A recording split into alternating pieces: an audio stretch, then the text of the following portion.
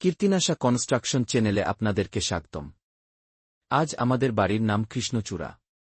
Code number 01-0004-02। ৩৬ লক্ষ টাকায় ১৩৫০ বর্গফুটের dining, drawing room, kitchen, ২টি টয়লেট সহ ৩ বেডরুমের এই বাড়িটি নির্মাণ করা যায়। বাড়িটির স্ট্রাকচারাল, স্যানিটারি ও প্লাম্বিং সহ ইলেকট্রিক্যাল ডিজাইন বিল্ডিং কোড অনুসারে করা হয়েছে। একতলা এ বাড়িটির ছাদ সহ ফাউন্ডেশন ও ওয়াল ১০ ইঞ্চি ইটের তৈরি। সামনের ও পিছনের দরজা কাঠের তৈরি।